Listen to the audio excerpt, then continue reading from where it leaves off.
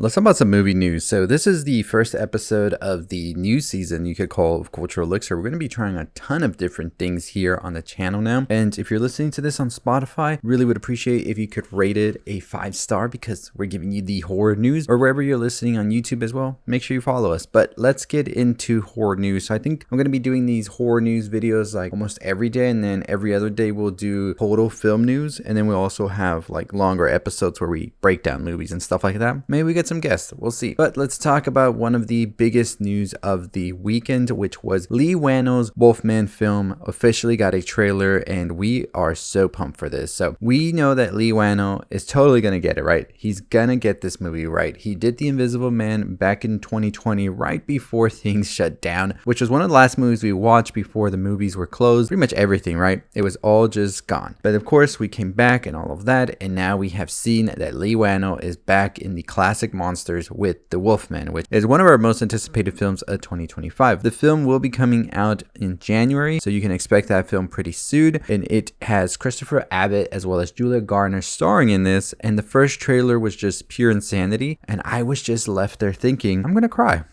in this one. It looks very emotional. There's so many aspects of it that I think Leigh Whannell is going to introduce in this film that has me excited about it, because it's more than just a man turning into a wolf. It's a man losing his life, everything around him, his wife, his daughter, and I think that's just gonna set this up to be an interesting tone, right?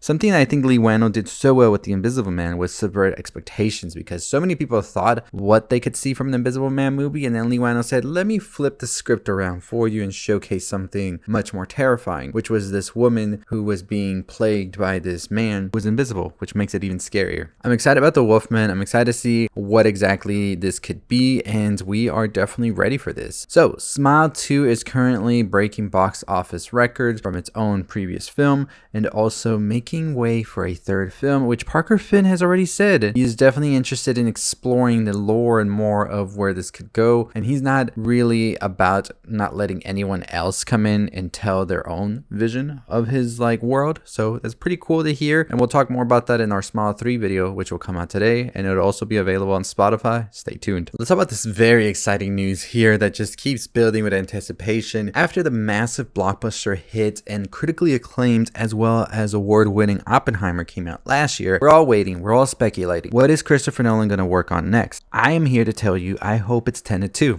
All kidding aside, I am a Tenet truther all the way. Loves going back to the movies to see that after things has shut down. Really ties in well what we just talked about with The Invisible Man, right? But we have just learned that the Christopher Nolan film that is coming out through Universal Pictures once again, with Matt Damon already attached to star, will also have Tom Holland. This news broke and everybody was just like, what? It just came out of nowhere, right? We're excited to see Tom Holland branching out. Now there's speculation and theories arising that the next film could actually be a horror film, actually set in the 1920s about vampires. And of course we're all thinking the same thing. Ryan Coogler and Michael B. Jordan already doing that. What gives? But you know, we'll see. But this rumor is not confirmed nor denied. We will see and wait for anticipation as to whether this is real or not. I would love to see Nolan dabble into horror. I'm curious about that. He's had some horror aspects to his movies before. I think Oppenheimer, that one speech that Oppenheimer gave in the gymnasium or whatever, or the auditorium, that was definitely some horror-esque, and I would be definitely open to seeing Mr. Nolan put his hat, well, his name in the hat of horror. That's what I meant to say. Is a Rose the Hat's hat? I don't know. But let's talk about another director that I'm excited to see their next projects, which is Luca Guadagnino.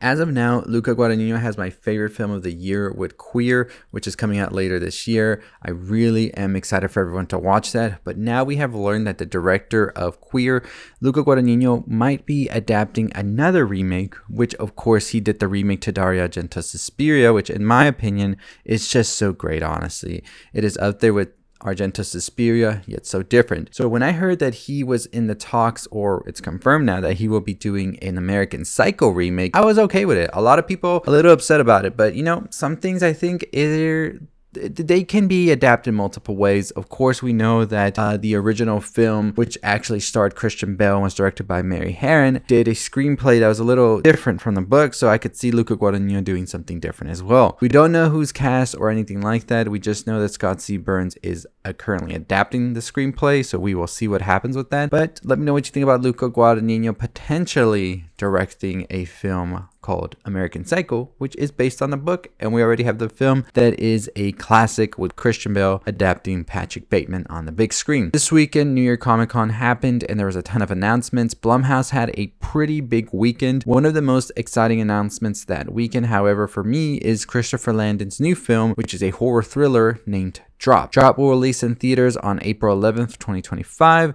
It stars Megan Fahey, which we saw her in The White Lotus, as well as The Perfect Couple, in which we see her play Violet, a widowed mother on her first date in years, who arrives at an upscale restaurant where she is relieved that her date Henry, who is in Ends With Us, is more charming and handsome than she expected. But their chemistry begins to curdle as Violet begins being irritated and then terrorized by a series of anonymous drops to her phone. She is instructed to tell nobody and follows instructions for the hooded figure she sees on her home security camera kill Violet's young son and babysitting sister. So I'm excited about this. It is definitely something that sounds very interesting. Apparently there was a teaser at New York Comic Con. It hasn't found its way online just yet, but Landon did tease and says, "This is my love letter to De Palma." So those words, I am all in on this one.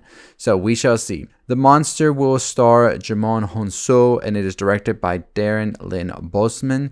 This is a film that sounds pretty interesting to me. The film says two millennials make quick money by leasing incredible New York City apartments they don't own to people who don't know they are being scammed. The con works brilliantly until they run into an apartment owner with a dark secret who flips the game on them. Very, very interesting. This is from the screenplay of the writers who did Unsane, which I thought was interesting. So we'll see. We'll see. I'm always excited to see Jamon Honso and more stuff. If you didn't watch Goosebumps, the TV show on Disney Plus, you missed out on something interesting. I thought that there was a lot of things that I really enjoyed about it, but we have now just learned and gotten the first teaser for Goosebumps The Vanishing, which is the second season of the Goosebumps show. Season 2 includes David Schwimmer being the main person here, and we are excited to see what's going to happen. So the synopsis for the 8-episode series says, new story begins with Devin and Cece, fraternal twins adjusting to life with their recently divorced dad, Anthony. When the duo discovers a threat stirring, they quickly realize that dark secrets are among them, triggering a chain of events that unravel a profound mystery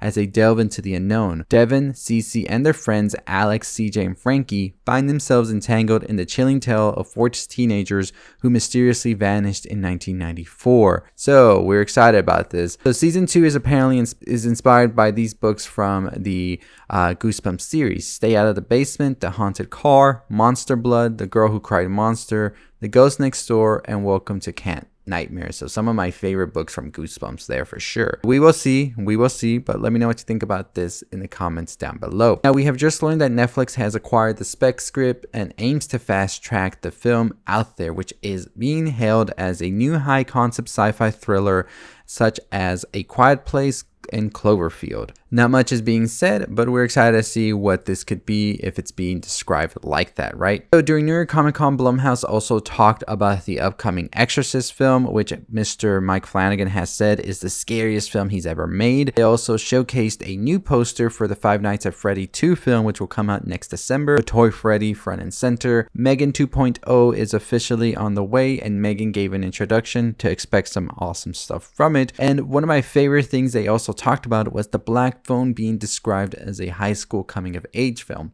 So during the whole thing, Derrickson didn't make it out in person, but did have a pre-recorded video that was shown in which he said, I didn't really feel any obligation to do a sequel to the Black Phone, but I got excited by an idea that author Joe Hill sent me shortly after the release of the first film. And what I can also tell you is that in the same way the Black Phone was a middle school coming of age film, this is a high school coming of age film. I'm hoping to make a film as good as, if not better than, the first one. So I'm excited. I already made a whole breakdown of this news and everything if you want to go check out that video, but very, very excited about all of this. So we have also, of course, going back to our initial story, we have learned about the whole thing with Ryan Gosling dropping out of the Wolfman film, which we all know was going to star Ryan Gosling at some point. So this was what Wano told Screen Rant during New York Comic Con about this whole thing with Ryan Gosling. Yeah, it was an interesting project. It came to me right after Invisible Man. They said, do you want to do the Wolfman? And at first I was like, I'm not sure. I just did Invisible Man. And then I came up with an idea that I thought, oh, this version of the Wolfman I would like. And then I asked Corbett, my wife, let's co-write something together. It went through this long gestation period where I was working on it for a while with Ryan Gosling, and then he had to step up. And then he had to step off, and it was during COVID, so everything was crazy.